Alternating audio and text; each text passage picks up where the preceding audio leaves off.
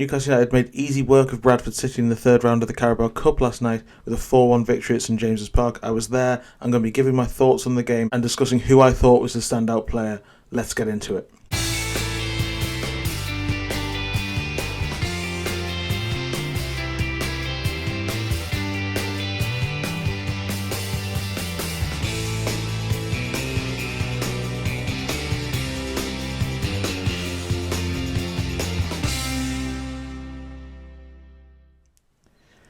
Hello and welcome back to my YouTube channel. Before we get going, please do hit subscribe and like on this video. You can also join me over on Patreon, as I always say. £2.99 a month for supporters, £4.99 for members. You'll get extra content, including, for the first time, player ratings. After this video, I'm going to be recording my player ratings over there on Patreon exclusively. If you want to hear me go into more detail on who played well and who didn't, then head over to Patreon. Today, though, we will be looking more generally at the Bradford game and why I thought it was a really good performance by Newcastle from the very start. I thought a lot of things went right for Newcastle overall. I said 4-0 before the game when I was talking to my family. I went to the game as a punter last night with my dad.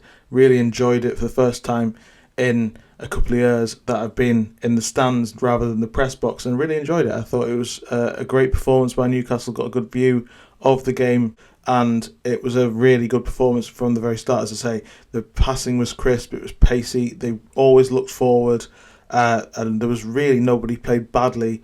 Again, I caveat it by saying it was, in inverted commas, only Bradford, a League One side, but Newcastle and other clubs have had difficulty against those teams in the past. I mean, they only just got past Wimbledon at St James's Park last season 1-0, and it really wasn't a quality performance, whereas this one, I thought Newcastle were right on it.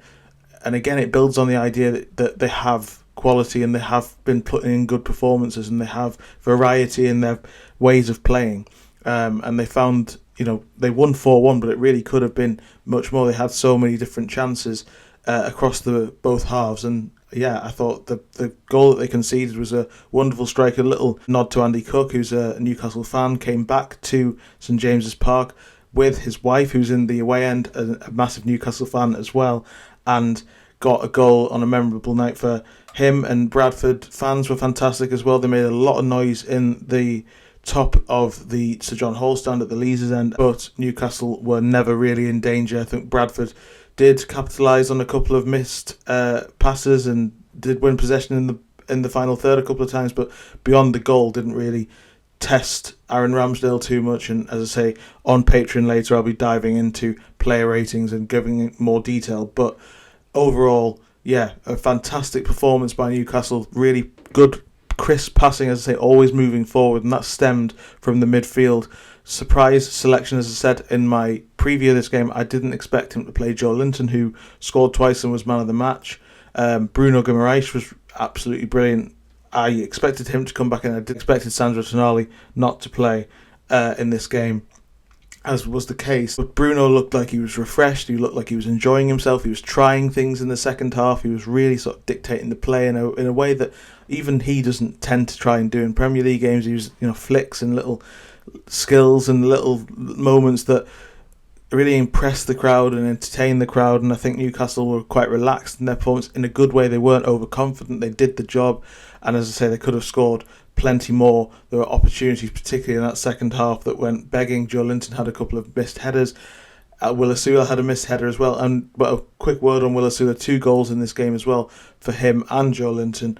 And he led the line very well. I thought his pressing was much more coherent, much more point to it than there was against Wolves. When he played against Wolves in replacing Nick Voltemade in the second half, I thought Newcastle lost all semblance of a threat, and he didn't show for himself in terms of his intelligence of running and his intelligence of pressing. And that's what Alexander Isak used to bring throughout his 3 years at the club. Was he was brilliant at positioning himself whenever Newcastle had overturned the ball, and he led the press really well as being obviously a brilliant footballer on the ball. Will Osula is very similar type of player in some ways to Isak, but obviously not near on the same level. But he led the line quite well yesterday with his pressing, holding up the ball quite well. But again, his first touch is a little bit dodgy at times, so he's still got plenty of development to go. But I think he is really improving and yesterday did show that. I think off the back of that impressive performance against Liverpool, I'm still not convinced that he's got a long-term future at Newcastle without having to go and move. And I think that, I said to my dad yesterday, I think that the Eintracht Frankfurt move would have been sensible because it would have doubled Newcastle's profit with a buyback clause, and Frankfurt have got a really good history, as I said at the time, of developing strikers into really top-class operators, and if Newcastle had a buyback, they could have then got him when he was a little bit more refined. He's still very much a raw player, but there were more signs that he is developing, more signs that he's learning. His pressing, as I say, was much more coherent, much better, and he's clearly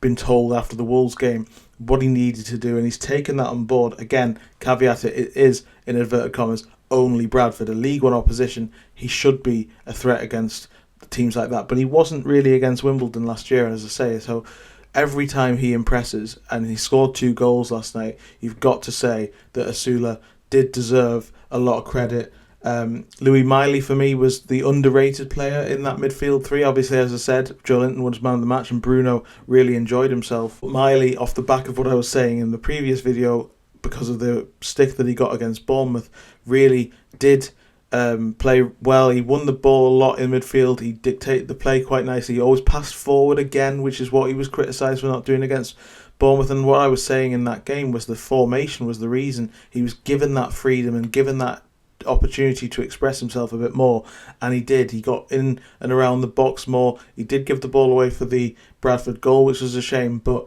I thought Miley was brilliant last night. I think he deserves a lot of credit for that, and it was a good performance. The disappointment slightly was maybe Anthony Elanga. I think he held really good positions out wide. He held his position on the touchline, hugged the touchline, stretched the play, meant that Bradford couldn't settle in, couldn't just make themselves compact. They had to come out and meet him, and if they didn't, he got a chance to run at them. But the problem was he was given that opportunity, and every time he got to the byline and got to the player, he hadn't decided what he was going to do. So he tried sometimes to pass inside and then move, and it didn't quite work, and sometimes he would try and get the cross in. There were a couple of good crosses, but there was a real opportunity with the positions he was taking up to terrorise that fullback, and it was almost like he was caught in two minds. So I think Elanga was a slight disappointment, but Newcastle were brilliant overall. Ramsdale in goal was good. He had a very few things to really deal with, but did well in terms of his positioning.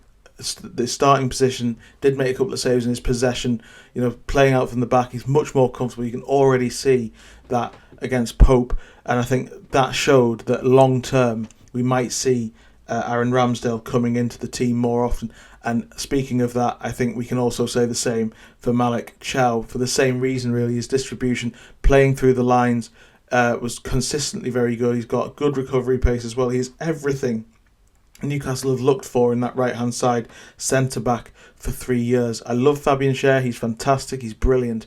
But he is getting older. He's losing pace. He's not going to be able to play that many games. And this is a real opportunity for Malick Thiaw to really establish himself. And once again, after some good cameos, I think he took that opportunity off the back of the Bournemouth performance as well, alongside Sven Botman. Botman was good again. I gave Botman a lot of credit on Sunday. I thought he was really, really impressive on that at centre-back, particularly with his distribution short and long. And what we've said about Malick Thiaw for quite a while is that he is one of the best passers in Europe statistically last season. In the Transfer Daily videos, we were talking about his FB Ref stats, and consistently top 3, top 2 percentiles for all passing ranges, whether it's completion, accuracy, all of those things were really, really good. And he showed that again yesterday. Yes, you can say it's only Bradford and Newcastle should have been dominant, but lots of people were not confident going into the game. Not that Newcastle would go through, but that Newcastle would make light of Bradford, and they did. I mean, they could have. I haven't seen the XG, but I would love to know what Newcastle's was, because they had so many other opportunities that I can think of. That Elanga one in the second half, where he danced through and just put it wide. As I say, the 2 Joelinton headers, the Will Osula missed header as well. There were plenty of opportunities. Nick Voltemade came on in the second half, and I thought his touches were brilliant. He's such a classy operator. Still to quite find out the way that it'll work in terms of him playing up front and him leading the line and him completing that work, if you like. He's playing more in the sort of number 10 role and playing more link-up play and dropping deeper and really impressing in that. But I think he still needs to add, and Newcastle still need to find that way to get him in the box as well to fully really replace Isak's goal threat. But he did that against Wolves, and so there are signs that he can. But his link-up play with the two wingers was very effective as well. Lewis Hall got a start and was again very, very good. He's always very good. His touch is fantastic. His drop of the shoulder is wonderful as well. He came off in the second half for Tino Livramento, who I thought was, made some questionable decisions. It didn't matter in the end. It wasn't a massively sort of critical. There's no need to be massively critical of his performance, but some of the decisions he made and his passes were slightly off when he came on. I didn't think he had quite the impact that he'd like. Harvey Barnes, again, very similar. Did get to the byline a couple of times, but struggling, Harvey Barnes, to get into the game and struggling, I think, to make a massive impact for Newcastle this season. And that is, is that a real concern? I don't know if it is a major one, but it's still, at this stage, Newcastle are, because of the lack of game time for Gordon because he was sending off, and the form for Barnes, Newcastle is struggling on that left hand side compared to last season when Murphy came in and it's done really well both this season and last year. But beyond that, there were always question marks on the right hand side. I think Elanga is growing into his role at Newcastle. It's a slow burner. He's not sort of hit the ground running in an amazing way, but he's not been bad, as I say yesterday, though. He looked a bit hesitant, he looked a bit indecisive when he got the ball, and he had such a good opportunity to threaten and make it life difficult for that Bradford fullback, but didn't quite feel like he knew what he was doing. And sometimes he would stand inside and make it and shrink the pitch, and he didn't look as comfortable with the sort of link-up play. But again, the passing was crisp.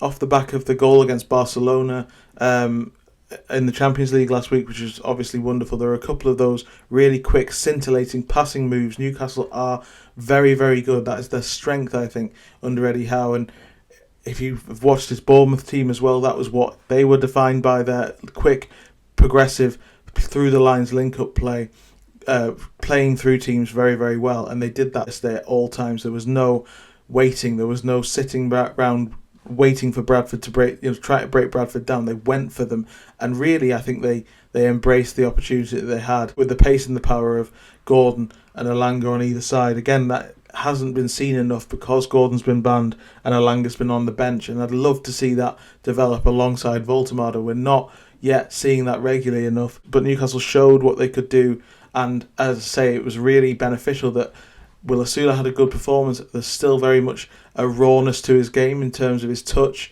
and some of his decision making, but it was much better. He was much more in line with what Newcastle need. And okay, it was against a lower league opposition, but you saw what Newcastle have in him with a player who is willing and able to run in behind. His finish for the first goal was wonderful, I thought, as a one-on-one with a lovely through ball. But for me, Will Osula, standout player, and Joelinton obviously was powerful and good in possession, which he wasn't against Barcelona. And Louis Miley is the other player who I think was a standout player. I'll be giving my player ratings over on Patreon, so if you want to hear more about that, then click the link in the description below.